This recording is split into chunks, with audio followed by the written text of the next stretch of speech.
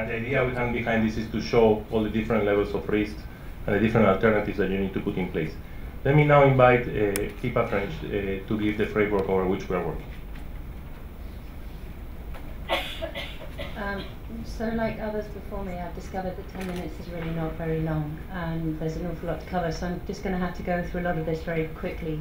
The idea is to give a brief overview of what are the health risks that exist along the value chain, and what are some of the driving forces behind the trends that we see towards increasing risks along the value chain, particularly in developing countries.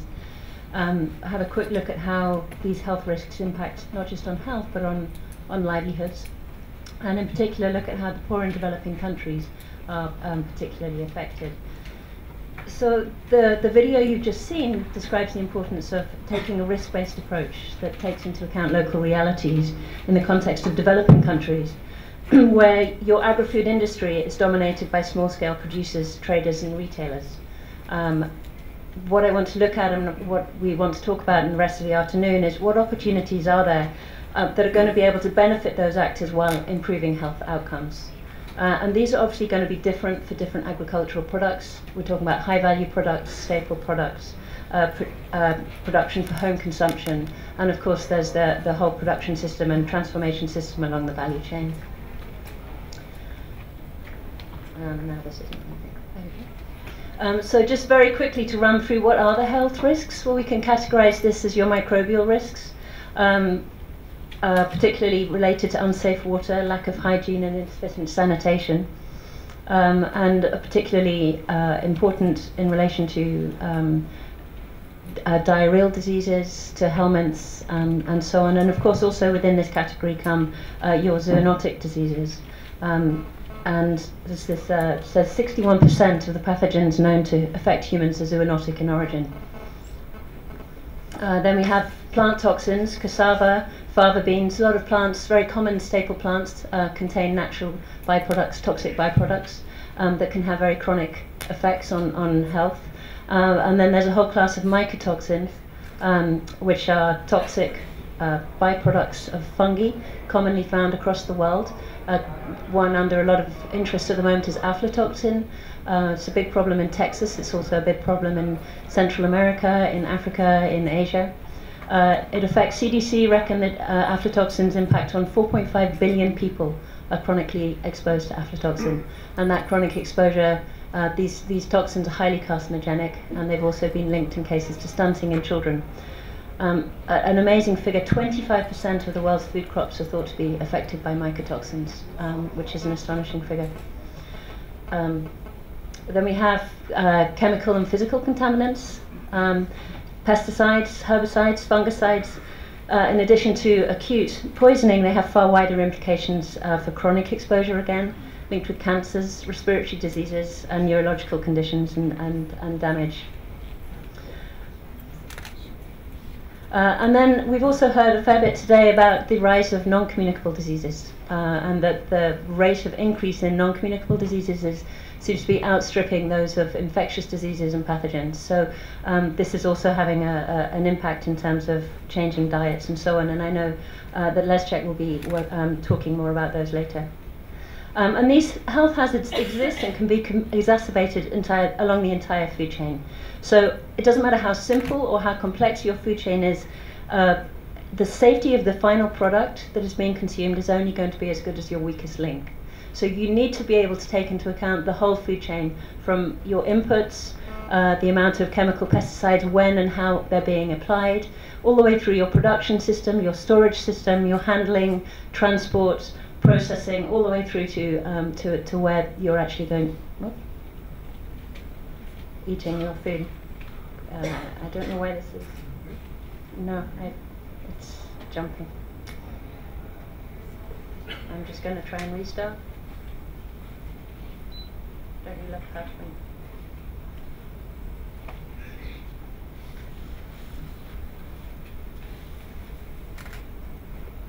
Okay, try again. And when we're looking at food safety in the value chain, there's also the concept that food safety is in of itself a value.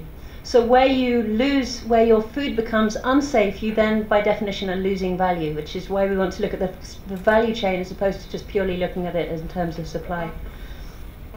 So just quickly, really doesn't like that one. Okay, I'm looking at factors that are driving we're seeing an increase in health risks generally across the board. And I just wanted to outline the three main factors that we see as driving that increase. The slide it really doesn't want me to show you is describing increased population and food demands. There's a trade-off between increased production and safety, and obviously increased production requires an intensification of production, which we've seen over the last 40-50 years, a massive increase in the use of chemical inputs to produce the amount of food that we require to eat. Also, alongside that, we're seeing increased disturbance of natural habitats to meet our increased needs. And so exposure to zoonoses between wildlife, humans and domestic animals is becoming more of a risk. There's links between changing practices and increasing irrigation and exposure to malaria. And then also we've heard in the last few days about this focus on just increase in cereals and the impact that that's having on nutritional status. I'm not touching it, I'm not doing anything. So when we look at a second factor increasing health hazards, we wanted to look at urbanization and water scarcity. So half of our population is now urban. We heard this afternoon, I think it was this morning by 1950, more like 80% of our population is going to be urban. And that has two impacts when we're looking at health hazards.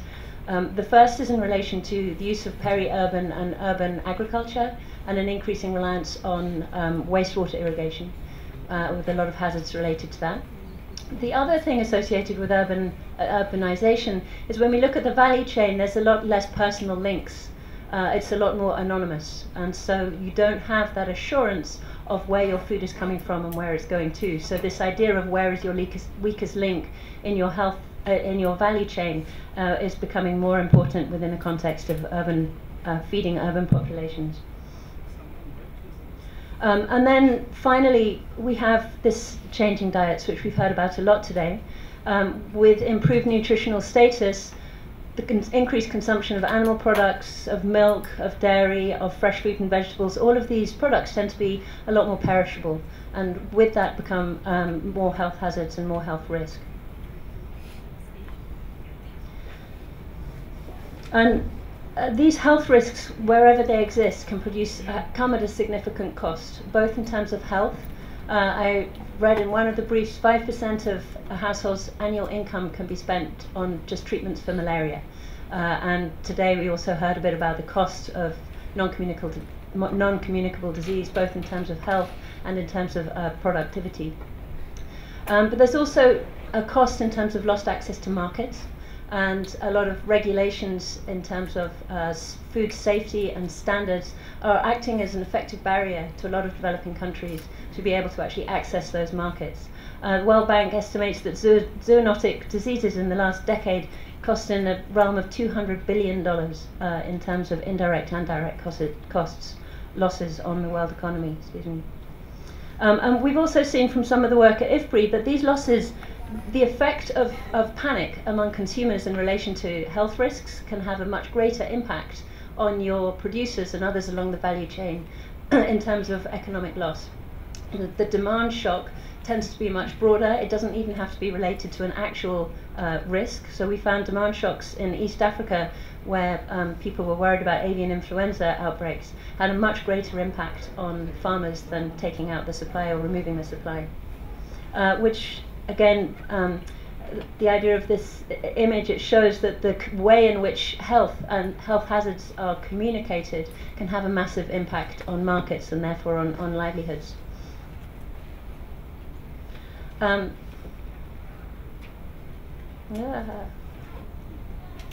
really is not being nice to me today. Okay, the slide that you're not seeing there,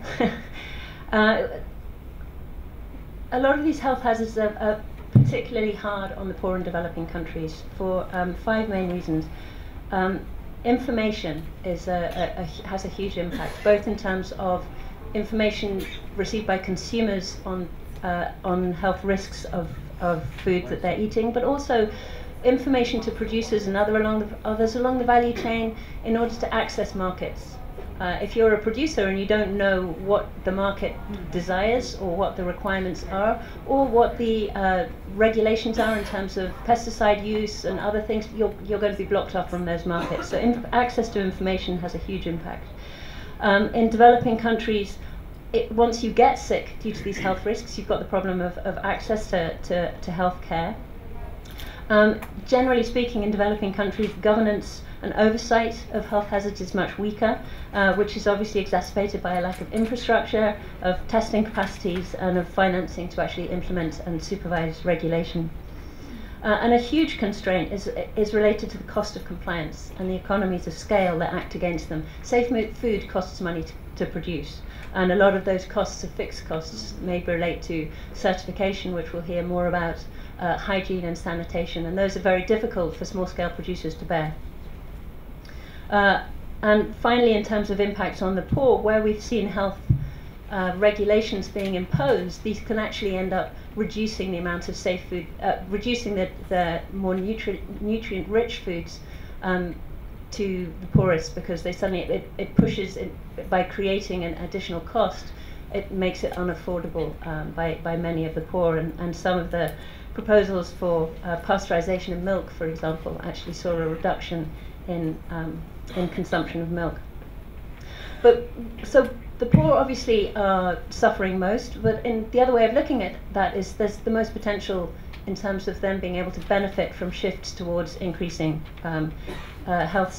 food safety along the value chain. So I want to just look very quickly at what some of those opportunities might look like. Market-based solutions may be appropriate in some situations. I'm just going to try one more time.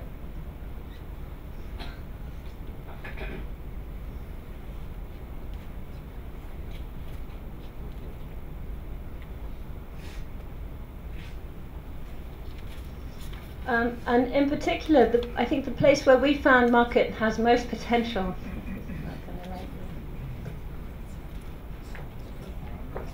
Okay, sorry. The place where markets probably have most potential is where you can create a premium cost. So if safe food costs money to produce, that can only be borne if that's carried through to your consumer.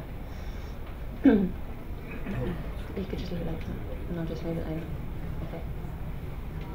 Sorry about that. So in this particular case, in developed countries, we've seen that a lot of the drivers towards food safety has come from consumer group, from a lot more access to information about the way food is produced, the way food is processed, and that's been helped along by these large-scale supermarkets and other large-scale agri-food industries that are using food safety as a way of creating a price premium for themselves and attracting a better market and a more stable to give them a competitive edge, and in addition to reputational reasons.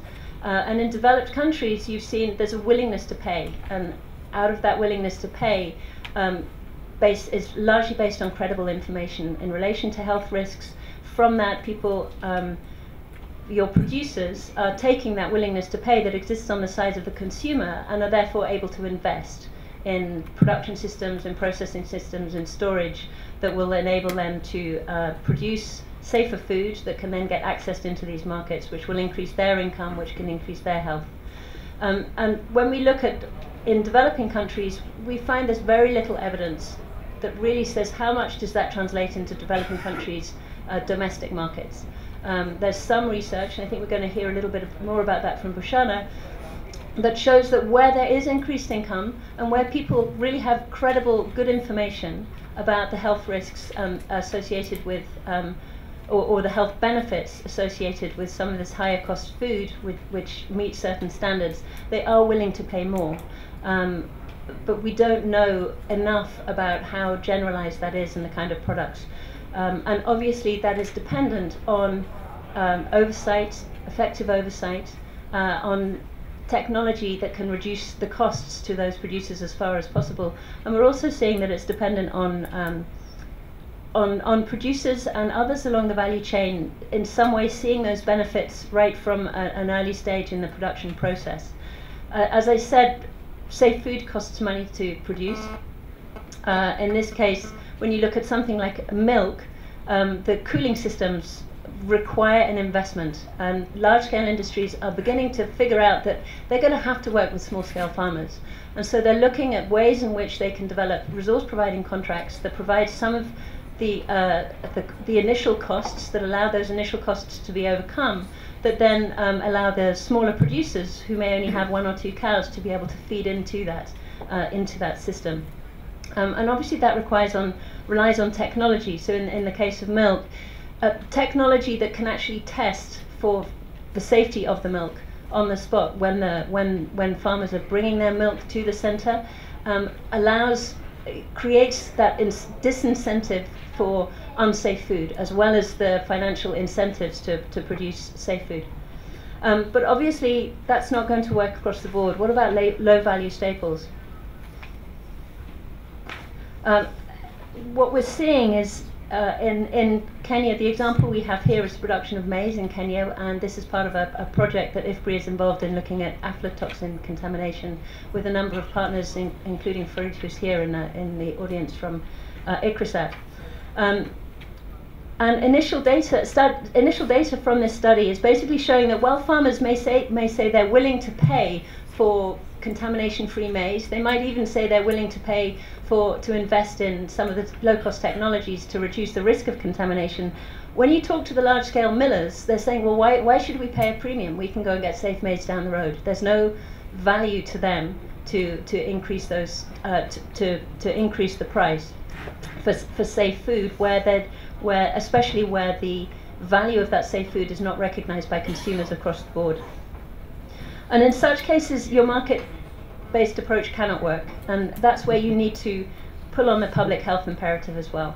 You need a combination of consumer demand and information, government oversight, but it also requires low-cost technologies. And one of the big constraints that we're finding in the case of aflatoxin is that the cost of testing is so high and so difficult that's creating a barrier to governments and also to private sector to get involved and say, yes, we really want to push this along, and we want to ensure that we have aflatoxin-free maize, because A, how do you know if it's free or not? How do you know what the contamination levels are or not? And B, when you find that contamination, what are the alternative uses? So there are a lot of challenges that we're finding along the way.